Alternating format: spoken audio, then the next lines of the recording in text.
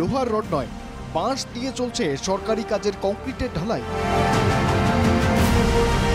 অঙ্গনওয়াড়ি কেন্দ্রের septic tank তৈরিতে লোহার রডের পরিবর্তে বাঁশের ব্যবহার।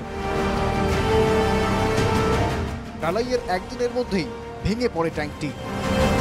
জেলা পরিষদের অর্থানুকূল্যে এক ঠিকাদার সংস্থাকে ট্যাঙ্ক বানানোর দায়িত্ব দেওয়া হয়। কোঙর নগর কলোনির বাসিন্দাদের অভিযোগ, ট্যাঙ্ক বানাতে ঠিকাদার সংস্থাটি দুর্নীতি করছে। যেটা আমার জানা যে ঠিক আছে ট্যাঙ্কি হয়েছে, ঠিক আছে, কিন্তু উপরে যে ঢাকনাটা সেটা করেছে কি বাঁশ দিয়ে শাটারিং করে তার উপরে ওখানেই ঢেলে দিয়েছে। পরবর্তীতে যখন জলটা জমে যাবে বের করে ফেলতে হবে, সেটা কি করে? রডের পরিবর্তে বাঁশ, আর যা দিয়েছে কালকে করেছে আজকে দেখি ভেঙে পড়ে যাচ্ছে।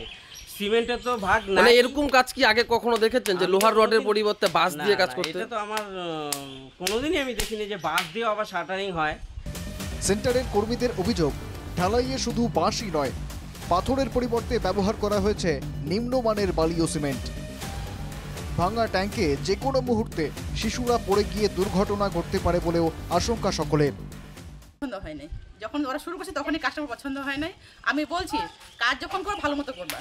তো কাজ কি ভালো মতো হয়নি? না, আমার ভালো হয় নাই। আমি দেখতেও পাচ্ছি যে সব ট্যাঙ্কি বানাচ্ছে। সব ট্যাঙ্কির কোনো সিস্টেম নাই। এখানে রাস্তার সামনে বাচ্চা সারাক্ষণ খেলাধুলা করে, সবার বাচ্চা আছে, পাড়া আমারও বাচ্চা আছে, গ্রামবাসীর বাচ্চা আছে। একটা যদি পড়ে এখানে মারা যায় সেই দায়িত্বটা কে নেবে? কাজ করলে সেভাবে করুক। কাজটা কিরকম হয়েছে? কাজ তো একদম থার্ড ক্লাস, মানে যেটা মানে বলার ভাষা।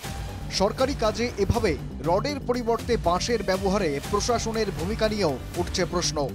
তবে ঘটনাটি খতিয়ে দেখে তদন্তের আশ্বাস দিয়েছেন সাকুয়াঝোড়া ১ নম্বর গ্রাম পঞ্চায়েত প্রধান।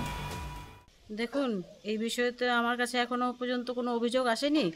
যে অভিযোগ আসলে আমি এনএসকেও বলবো দেখতে বিষয়টা, তা আমরা পরিপূর্ণভাবে আমরা এটা। বালি বজরি সে তো দেখলাম না, এই সিমেন্ট 1 বড়া 2 বড়া দিয়ে কাজ চলছে। মানে বাচ্চাদের কাজ বাচ্চাদের মতো করেই এরা করে দিয়েছে, বুঝলেন? কাজের তো কোনো ফলকই নেই। কি বলবো, এটা তো পরিষ্কার বোঝা যাচ্ছে এরা দুর্নীতি করছে, চুরি করছে, পরিষ্কার। বারবার প্রকাশ্যে এসেছে সরকারি কাজে দুর্নীতির অভিযোগ। খারাপ রাস্তা, ড্রেন তৈরি নিয়ে উঠেছে প্রশ্ন। এবার শিশু শিক্ষা কেন্দ্রের সেপটিক ট্যাঙ্ক তৈরিতে লোহার পরিবর্তে বাঁশের ব্যবহার। ফের প্রশ্নের মুখে প্রশাসন।